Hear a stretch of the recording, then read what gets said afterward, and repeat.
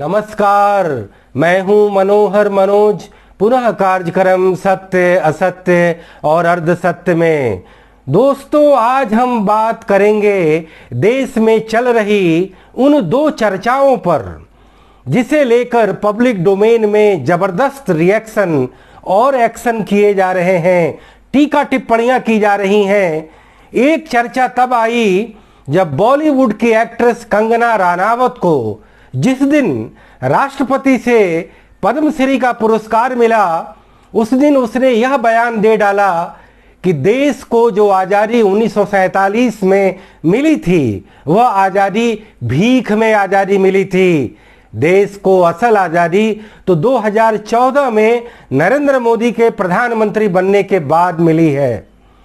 दूसरी तरफ उस बयान पर जिसे कांग्रेस के वरिष्ठ नेता सलमान खुर्शीद ने अपनी नई किताब अयोध्या द सनराइज में कहीं न कहीं हिंदुत्व को और हिंदू विचारधारा को इस्लामी अतिवादी विचारधारा आईएसआईएस और बोको हरम से उन्होंने इसकी तुलना कर डाली है। दोस्तों, कहना होगा कि कंगना रानावत का वह बयान और सलमान खुर्शीद के हिंदुत्व को लेकर के दिया गया उनके किताब में जो ये तुलना है और उसको लेकर के जो उनका नजरिया है, दोनों कहीं न कहीं इस फैक्शन रिडन समाज में, फैक्शन रिडन पब्लिक डोमेन में और कहीं न कहीं गुटों में बटे इस राजनीतिक जमात में, यह दोनों प्रकरण हमें एक ऐसे घटिया नैरेटिव रूपी सिक्के के दो पहलू लगते हैं जिसमें अलग अलग ध्रुवों में दोनों जगह लोग विराजमान हैं। एक ने कहीं न कहीं एक वाम या उत्तर ध्रुव को अपनाया है, तो दूसरे ने कहीं न कहीं दक्षिण और कहीं न कहीं दक्षिणी ध्रुव को अपनाया है। लेकिन दोनों के जो ये नैरेटिव हैं, कहीं न कहीं वो सत्य से परे हैं। बात हम सबसे पहले कंगना रानावत की करें। उन्होंने जो ये बयान दिया है उसके मायने ये निकलते हैं कि भारत को पहली बार एक हिंदू आइडियोलॉजी, एक हिंदू पर्सपेक्टिव का पॉलिटिकल निजाम मिला है और वह निजाम 2014 में मिला और कहीं न कहीं वह निजाम देश की आज़ादी के प्रतीक के रूप में कंगना रानावत को दिखाई देता है। दोस्तों, देश को जो 15 अगस्त 1947 को आज़ादी मिली, उसके भी अनेकानेक पहलू हैं, अनेकानेक आयाम हैं और कहीं न कहीं आज़ादी के पीछे जो लोगों ने अपने अपने जो नज़रिए दिए, किसी ने ये कहा कि देश के तमाम क्रांतिकारियों की शहादत का नतीजा था, किसी ने कहा कि बापू के बिना खड़ग और ढाल यानी सत्य अहिंसा के बदौलत देश को मिली वो आज़ादी थी। किसी ने यह नज़रिया दिया कि द्वितीय विश्व युद्ध में ब्रिटिश साम्राज्य के कमज़ोर होने के बाद भारत को कहीं न कहीं आज़ाद करना उनकी बाध्यता थी। किसी ने कहा कि वो आज़ादी नहीं था, वह देश के विभाजन का दिवस था। तो किसी ने ये कहा कि देश को तो आज़ादी मिली लेकिन वो असल आज़ादी नहीं मिली। किसी ने यह कहा कि आज़ादी में केवल एक ट्रांसफर ऑफ पावर हुआ, यानी कि हमारी व्यवस्था उसी ब्रिटिश कालीन बनी रही और देश कहीं न कहीं कम्युनल डिवीजन का शिकार हुआ। लेकिन इन सब के बावजूद हम कहीं न कहीं 15 अगस्त 1947 को मिली आज़ादी को देश का एक बहुत बड़ा घटनाक्रम मानते हैं और उस घटनाक्रम को कहीं न कहीं एक विलक्षण महापुरुष महात्मा गांधी के नेतृत्व में वह बहुआयामी आज़ादी, जिसमें कहीं न कहीं उन्होंने समाज को एड्रेस किया, कहीं न कहीं उन्होंने देश के जनजीवन को एड्रेस किया, कहीं न कहीं उन्होंने देश की राजनीति को एड्रेस किया, देश की अर्थव्यवस्था को एड्रेस किया और कुल मिलाकर के एक भारतीय समाज और भारतीय समकालीन परिस्थिति का एक ऐसा जनोन्मुखी और आंदोलनमुखी एक ऐसा रास्ता गांधी ने चुना। न केवल वह भारत के लिए बेमिसाल था, बल्कि वो आने वाले दिनों में पूरी दुनिया के लिए मिसाल बना, टॉर्च लाइट बना। और आज पूरी दुनिया मानती है कि गांधी के वो तमाम जो सिद्धांत, चाहे वो सत्य अहिंसा का था, सत्याग्रह का था, चाहे वो ट्रस्टीशिप का था, चाहे वो कहीं ना कहीं एक अपने आप में धार्मिक सद्भाव का था, कहीं ना कहीं अस्पृश्यता निवारण का था, कहीं ना कहीं वो आत्मनिर्भरता का था, कहीं ना कहीं वो एक सफाई की भावना का था, कहीं ना कहीं लोगों के प्रति संवेदनशीलता दिखाने का था,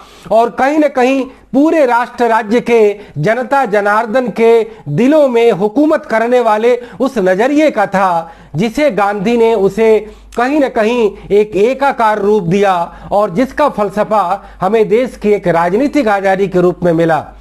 देश की आजादी को लेकर हम जब तमाम पहलुओं पर सोचते हैं तो सबके नजरिए का अपना अपना स्वागत है और किसी को अपने नजरिए पर अभिव्यक्ति देने के लिए कोई बंदिश नहीं है। लेकिन कंगना रनावत के बयान को जिस तरीके से इतनी गंभीरता से लिया गया,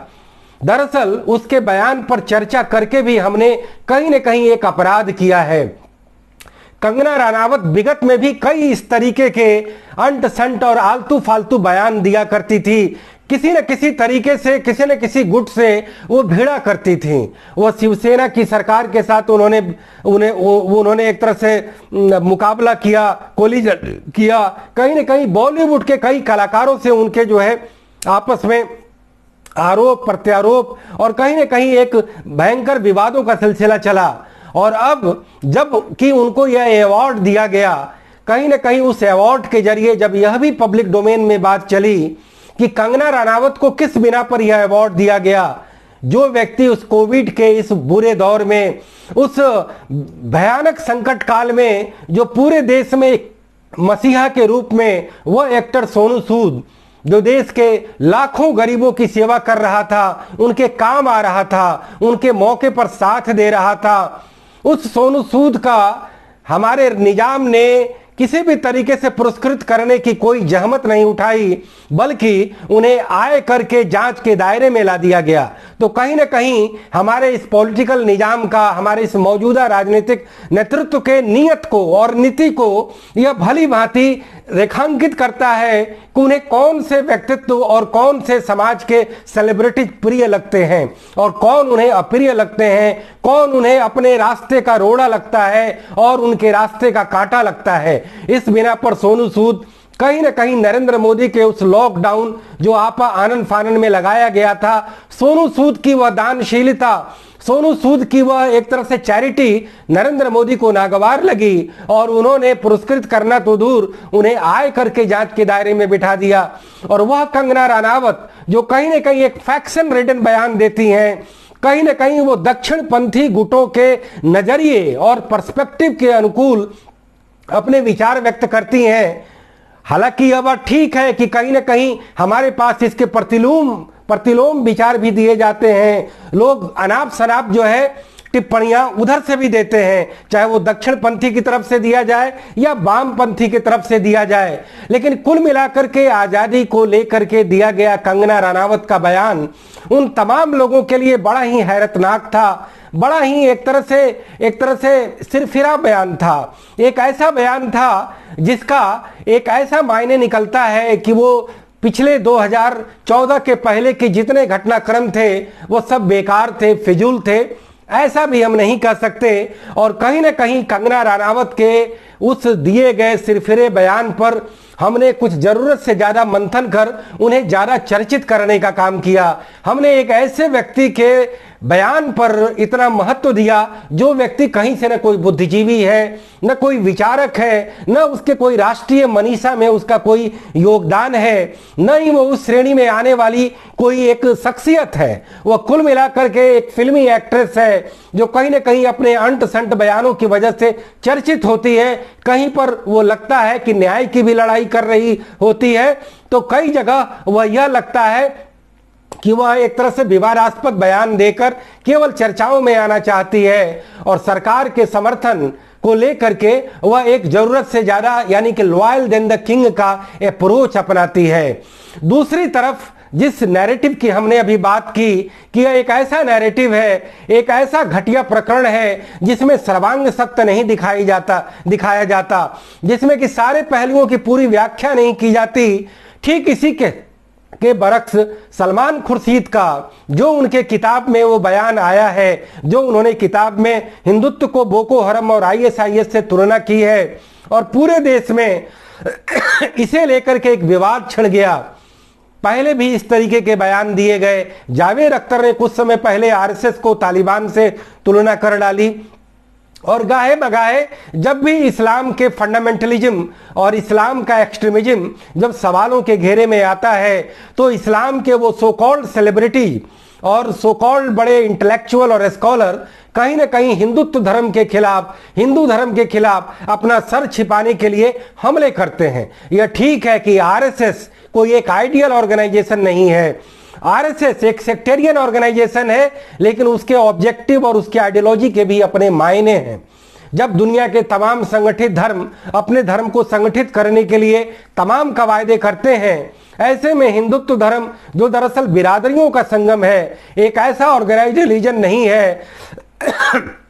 जिस तरीके का रिलीजन इस्लाम और क्रिश्चियन है। और आरएसएस अगर वो हिंदुत्व जो बिरादरियों से भरा है, जातियों से भरा है, जिसके इतिहास में अस्पृश्यता और छुआछूत की भावना विराजमान रही है, जिस धर्म को लगातार धर्मांतरण के दायरे में लाया गया, वह धर्मांतरण कभी राष्ट्रांतरण में तब्दील होकर हमारे सामने एक इस्लामिक राष्ट्र के रूप में पाकिस्तान इसी भारत के एक टुकड़े के रूप में अलग दिखाई देता है। अगर वह आरएसएस इन परिस्थितियों में अगर हिंदुत्व धर्म को गोल बंद करती है और कहीं ना कहीं अपने वर्ग शत्रु के रूप में उन इस्लामी अनुयायियों के खिलाफ तरह तरह के अगर एक तरह से हरकत करती है, बयान देती है, वो इस्लामिक अनुयायी जो कहीं ना कहीं एक अरेबिक आइडियोलॉजी से प्रभावित है, जो भारत में रह करके भी वो तमाम इस्लामिक मान्यताओं को ही अपनाने में ज़्यादा गर्व महसूस करते हैं, जो भारत की विरासत, भारत के इतिहास, भारत की परंपरा और भारत की मिट्टी से विलग होकर इस्लाम की मान्यताओं को हर हाल में एक तरह से चैंपियन बनाकर रखना चाहते हैं। आरएसएस उनके लिए जो है एक तरह से गले की हड्डी के रूप में दिखाई पड़ती है। लेकिन आरएसएस तकनीकी तौर पे आईएसआईएस और बोको हरम की तरह आतंकवादी संगठन नहीं है। न ही उनका कोई टेररिस्ट कैंप चलता है, न ही उनके पास कोई किसी भी तरीके का हथियारों का जखीरा होता है, न ही उनके कई जगह इस तरीके के एक्सट्रीमिस्ट हरकतें होती हैं। कुल मिलाकर के अगर इस्लाम में अगर हम जमाते इस्लामी की बात करें, तो जमाते इस्लामी के चरित्र की तरह आरएसएस भी एक ऐसा संगठन है जिसके क्रेडिट में कोई हिंसा की कोई वारदात नहीं आती है। एक वक्त जरूर आया था कि जब आरएसएस से प्रभावित कुछ लोग समझौता एक्सप्रेस के उस आतंकवादी विस्फोट में, बम विस्फोट में संलग्न पाए गए थे, लेकिन उसका भी ओरिजिन पॉइंट ये था कि उस समय देश में हर जगह घर के अंदर और घर के बाहर से इस्लामिक आतंकवाद चरम पर था। भारत का घरेलू ऑर्गेनाइजेशन सिमी तमाम तरीके की आतंकी हरकतें कर रहा था, क्रॉस बॉर्डर टेररिज्म अलग से हो रहा था। ऐसे में देश के इस संगठन को यह लगा कि हिंदू भी क्यों नहीं आतंक का जवाब आतंक से देता है, और कुछ लोगों ने इस बिना पर समझौता एक्सप्रेस का ये प्लॉट रचा, लेकिन कानून उसमें अपना काम कर रहा है। आरएसएस का कभी भी अतिवाद अस्थायी चरित्र नहीं रहा है। आरएसएस कहीं ना कहीं एक अपना पॉलिटिकल आउटफिट जरूर बनाया और बड़े दिन के बाद वह एक पॉलिटिकल आइडियोलॉजी लेकर के जरूर आया। दोस्तों, बुद्धिवादियों के लिए, बुद्धिजीवियों के लिए, मनीषा के लिए आरएसएस कोई आइडियल ऑर्गेनाइजेशन नहीं है। कहीं ना कहीं भारत का जब सांप्रदायिक विभाजन हो जाता है, भारत का जब एक अलग राष्ट्र जो है इसी का टुकड़ा एक अलग बन जाता है, तो आरएसएस के लिए भी कई सारे सवाल उठ खड़े होते हैं। जब देश का सांप्रदायिक विभाजन होने के बावजूद देश एक सेकुलर देश रहता है, उसके बावजूद यहाँ धार्मिक अल्पसंख्यकों को विशेष रूप से अलग अधिकार दिया जाता है कि वो अपने शिक्षण संस्थान चलाएं, अपने पर्सनल धर्म को और शरिया कानून को अपनाएं, अपने यहाँ सुधारों के, सामाजिक सुधार के एजेंडे को वो खुद तय करें, सरकारें उसमें कोई हस्तक्षेप नहीं करें। तो कहीं ना कहीं आरएसएस जैसे संगठन को बढ़ावा होने का बल मिलता है। हम कहना चाहेंगे कि सलमान खुर्शीद ने जो अयोध्या द सनराइज किताब लिखी है, सलमान खुर्शीद का व्यक्तित्व कोई एक अनपढ़ नेता का नहीं है। सलमान खुर्शीद एक बेहद पढ़े लिखे और बेहद सुलझे हुए इंसान है। सलमान खुर्शीद का एक अपना बौद्धिक स्टैंडर्ड भी है, और उन्होंने जो ये किताब लिखा है उसका शीर्षक अयोध्या द सनराइज, यह अपने आप में इस बात का द्योतक है कि अयोध्या में भगवान श्री राम के प्रति जिनकी आस्था थी उन अनुयायियों के लिए कहीं ना कहीं अयोध्या में एक नया सूर्योदय हुआ है। उन्होंने सनसेट नहीं लिखा है, सनराइज लिखा है, लेकिन एनालिसिस के क्रम में जो उन्होंने उपमा दी है, जो उन्होंने कंपैरिजन किया है, वह निहायत तात्विक रूप से गलत है। सलमान खुर्शीद सफाई देते हैं कि हमने यह नहीं कहा कि बोको हरम और आईएसआईएस की तरह आरएसएस अतिवादी संगठन है, बल्कि उनकी ही तरह धर्म का इस्तेमाल आरएसएस करता है। जिस तरीके से वह इस्लाम का इस्तेमाल करते हैं, आरएसएस उसी तरीके से हिंदू धर्म का इस्तेमाल करता है। सलमान खुर्शीद को हम ये कहना चाहेंगे कि यहां भी उनका यह तर्क और उनकी यह सफाई एक तरह से तार्किक रूप से और तात्विक रूप से भी गलत है। आज अगर आप बात इस्लाम की करें, दुनिया के 52 मुल्कों में जहां जहां उनकी बहुतायत है और जहां जहां उनकी सरकार है, उनका सो कॉल्ड सेकुलर ऑर्गेनाइजेशन भी या उनका so called non terrorist political parties भी बात बात पर इस्लाम का नाम लेती है, बात बात पर इस्लामिक कानून और इस्लामिक रवायतों की बात करती है। आप बोको हरम और आईएसआईएस की बात ना करें, आप किसी भी इस्लामिक देश के किसी भी पॉलिटिकल पार्टी की बात करें, सारे लोग इस्लामिक तमाम उसूलों की, इस्लामिक मान्यताओं की बात करते हैं। धर्म का जितना इस्तेमाल इस्लामिक रिजीम में होता है, माफ करिए so called Hindu regime, RSS regime में, हिंदुस्तान में उतना हिंदू धर्म का और हिंदू शब्द का इस्तेमाल नहीं होता। तो इसीलिए सलमान खुर्शीद का ये जो ये बयान है, या सलमान खुर्शीद का ये जो किताब में दिया गया पर्सपेक्टिव है, वो तात्विक रूप से गलत है, बल्कि सलमान खुर्शीद के व्यक्तित्व और उनके विगत के चरित्र के साथ भी इंसाफ नहीं करता है। हमें इस बात को ध्यान रखना होगा कि यह ठीक है कि सदियों ने सजा की तो वर्तमान को क्यों उसकी खता मिले, अगर उन्होंने सदियों ने खता की तो वर्तमान को क्यों सजा मिले। ऐसे में सब ये इतिहास की किताबों में भरा हुआ है कि भारत में कैसे हजारों हजार मंदिर मुस्लिम आक्रमणकारियों ने, राजाओं ने और शहंशाहों ने कैसे तोड़े, और कई जगह अपने मस्जिद भी उसके साथ इनक्रोच करके बनाए। जब ये सब लोग जानते हैं कि अयोध्या पौराणिक रूप से, माइथोलॉजी से भगवान श्री राम हिंदू के आराध्य की नगरी है, तो वहां आखिर मस्जिद की तामीर ही क्यों की गई, मस्जिद आखिर वहां बनाया ही क्यों गया। ज्ञानवापी मस्जिद विश्वनाथ मंदिर के ठीक बगल में ही क्यों बनती है। जमीनों की कहीं कमी नहीं थी उस समय हिंदुस्तान में, वह दूर भी बनाई जा सकती थी। मथुरा में श्री कृष्ण मंदिर के ठीक बगल में वो मस्जिद क्यों दिखाई देता है, क्या जमीन की कमी थी, क्या मथुरा में और जगह अन्यत्र जमीन नहीं थी। आपने जानबूझकर हिंदुओं के सबसे प्रसिद्ध स्थलों को, श्रद्धा के सबसे उत्तम स्थलों के बगल में जो है आपने अपनी मस्जिद तामीर की है। कहीं न कहीं वर्तमान में उस चीजों को बल मिल गया। हम आज भी मानते हैं कि हिंदू धर्म को अपने गड़े मुर्दे उखाड़ने से कुछ नहीं मिलेगा। हिंदू धर्म अपनी कमियों की वजह से, अपने सामाजिक विखंडता की वजह से एक तरह से धर्मांतरण का शिकार हुआ, राष्ट्रांतरण का शिकार हुआ। और कहीं ना कहीं हिंदू धर्म, यदि अब हिंदू धर्म के अगर वर्तमान नेता अगर पुराने कब्र को खोदते हैं तो उससे कुछ नहीं हासिल होगा, वर्तमान में तनाव पैदा होगा। आप अपने सामाजिक टेरिटरी को सही करिए, सारी जातियों को एक बराबर दर्जा दीजिए, और जो आपके घर छोड़ करके बाहर गए हैं उन्हें सम्मान घर वापसी कराइए। हिंदुत्व का उत्थान उसमें सन्निहित है। तो कहीं ना कहीं सलमान खुर्शीद जो एक बौद्धिक व्यक्तित्व हैं, जो इस्लामिक मान्यताओं के प्रति उनके आग्रह रखे जाने का कोई उनका विगत का कोई ट्रैक रिकॉर्ड नहीं है, अगर वो अपनी किताब में इतनी ज्यादा हताशा का प्रदर्शन करते हैं अयोध्या में सुप्रीम कोर्ट के फैसले से, तो यही बड़ा ही एक अनबनापन लगता है, अटपटापन लगता है। वैसे भी कांग्रेस पार्टी अभी तमाम सवालों में घिरी हुई है। कांग्रेस पार्टी यह तय नहीं कर पा रही है कि वह हिंदू सांप्रदायिकता करे या मुस्लिम सांप्रदायिकता करे। हिंदू सांप्रदायिकता करने की जरूरत नहीं, मुस्लिम सांप्रदायिकता करने की जरूरत नहीं। कांग्रेस को सिर्फ जरूरत है कि वह उन सेकुलरिज्म के आइडियल्स को वो ईमानदारी से लागू करे, जिस सेकुलरिज्म को आइडियल को लागू करने का उसका 135 सालों का पुराना इतिहास है। लेकिन याद कीजिए, सेकुलरिज्म के उस क्रेडेंशियल को सबसे बड़ी चोट तब पहुंची जब कांग्रेस पार्टी ने देश के कम्युनल डिवीजन और एक अलग इस्लामिक राष्ट्र के रूप में पाकिस्तान के निर्माण को अपने उसी सेकुलर क्रेडेंशियल के होते हुए भी उसे सहमति प्रदान की, उसे अनुमति प्रदान की। कांग्रेस पार्टी ने सेकुलरिज्म रखते हुए भी मुस्लिमों में सामाजिक सुधार के एजेंडे को आगे नहीं बढ़ाया। हिंदुओं के लिए वो हिंदू कोड बिल लाती है, लेकिन जब मामला आया एक मुस्लिम महिला को तलाक के रूप में उसे भत्ता देने की, तो कांग्रेस पार्टी ने यह हिम्मत नहीं दर्शाई कि मुस्लिमों में भी समाज सुधार के एजेंडे को लाया जाए। तो कुल मिलाकर के आज सवाल कांग्रेस पार्टी के सामने सेकुलरिज्म को लेकर के नहीं है, सवाल सीडो सेकुलरिज्म को लेकर के है,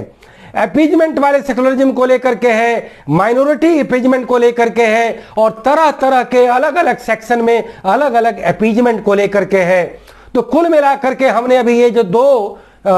जो मुद्दे लिए, कंगना रनावत का वो आज़ादी को एक तरह से फिजूल कहने का बयान और भीख बताने का बयान, और सलमान खुर्शीद को आरएसएस की बोको हरम और आईएसआईएस से तुलना करने का मामला, ये दोनों मामले कहीं ना कहीं बेमानी हैं, एक घटिया नैरेटिव से उपजे हुए हैं, और इन मामलों पर चर्चा करके हम केवल पॉलिटिकल पोलराइजेशन करने का काम कर रहे हैं। हम देश में राजनीतिक सुधारों की बात करें, एथनिक रिफॉर्मुलेशन की बात करें, हम तमाम तरीके के सोशल रिफॉर्म की बात करें, तो उसका मायने बनता है कहीं ना कहीं मीडिया में, मनीषा में, बौद्धिक वर्ग में और तमाम वर्गों में ऐसे फालतू बयानों पर चर्चा करने को ही प्रतिबंधित कर देना चाहिए। अगर हम कंगना रनावत पर चर्चा न करें, अगर हम सलमान खुर्शीद पर चर्चा न करें, तो इससे समाज का ज्यादा भला होगा। लेकिन मुझे बड़ा अफसोस होता है, कंगना रनावत को तो मैं कोई महत्व ही नहीं देता, उसमें तो हमें चर्चा ही नहीं करनी चाहिए कि सलमान खुर्शीद जैसे पढ़े लिखे और एक अजीम व्यक्तित्व के मुंह से जब उन तमाम फ्रस्ट्रेटेड मुस्लिम बुद्धिजीवियों, जावेद अख्तर और तमाम जैसे लोगों की तरह वो आरएसएस के बारे में कहते हुए इतनी हताशा से भर जाएं कि वह बोको हरम और आईएसआईएस लिस्ट इतनी ही केवल नहीं है, ये मुस्लिम अतिवादियों की लिस्ट बड़ी लंबी है। और मैंने ये कहा कि दुनिया के 52 मुल्क में सारे पॉलिटिकल पार्टी दिन में कम से कम 100 बार इस्लाम का नाम लेते हैं, और आप उन्हें कहते हैं कि वो धर्म का इस्तेमाल नहीं करते, जबकि आरएसएस हिंदू का इस्तेमाल करता है लेकिन उन इस्लामिस्टों की तुलना में कम करता है। ये तथ्य है, इसीलिए हमें कंपैरिजन जब करना चाहिए तो उसका ऑब्जेक्टिव ट्रुथ हमें जरूर देखना चाहिए। आजादी के सवाल को लेकर के तमाम मान्यताएं हो सकती हैं, लेकिन गांधी सरीखे व्यक्तित्व के सामने सारी बातें एक तरह से डिम हो जाती हैं, मलिन हो जाती हैं। गांधी एक वाहिद शख्स था जिसका विरोध अतिवादी मुस्लिमों ने भी किया, अंबेडकरवादियों ने भी किया, सवर्ण हिंदूवादियों ने भी किया, और उन तमाम लोगों ने किया जो कहीं न कहीं गांधी की उच्च विचारधारा से घबराते थे और उससे कहीं न कहीं कांपते थे। गांधी तो एक ऐसा मसीहा था जो न केवल भारत को आलोकित किया, जो कि जिसके बारे में लॉर्ड माउंटबेटन ने कहा कि ईसा मसीह महात्मा बुद्ध के बाद अगर इस दुनिया में अगर कोई तीसरा सबसे बड़ा इंसान पैदा हुआ है तो वह गांधी है। और कहने की हमें इस बात का गर्व है और फक्र है कि उस गांधी के मरने के आज करीब 70 साल के बाद भी पूरी दुनिया में उनकी गौरव गाथा और गूंजती जा रही है और बढ़ती जा रही है, और दुनिया के तमाम सवालों और तमाम समस्याओं का अगर कोई निदान निकलता है, पूरी दुनिया इसे मानती है। दुनिया का सर्वाधिक शक्तिशाली राष्ट्र का सर्वाधिक शक्तिशाली राष्ट्राध्यक्ष राष्ट्रपति भी यह मानते हैं कि गांधीत्व की वजह से ही, गांधी की वजह से ही बराक ओबामा भारत की यात्रा पर आए। तो कहीं ना कहीं गांधी को लेकर के जो लोग सवाल उठाते हैं उनसे बड़ा कोई मूर्ख नहीं हो सकता, उनसे बड़ा कोई मूर्ख हिंदू भी नहीं हो सकता। जिस हिंदू का सबसे बड़ा अगर कोई एक तरह से पोस्टर बॉय कहे या एक सबसे बड़ा एम्बेसडर कहे तो वह भी गांधी है, लेकिन उनके हिंदुत्व में करुणा है, उदारता है, एक तरह से सौम्यता है, शालीनता है, त्याग है। तो कुल मिलाकर के ये दोनों पर्सपेक्टिव बिल्कुल फिजूल के हैं, एक फॉल्स नैरेटिव है और उस नैरेटिव एक ही सिक्के के दो पहलू हैं। तो इसी नोट के साथ मैं आज ये अपना कार्यक्रम समाप्त करता हूं। फिर किसी मुद्दे पर, फिर किसी सवाल पर पुनः बातचीत होगी। इजाजत दीजिए। नमस्कार, जय हिंद, गुड बाय, शब बखैर।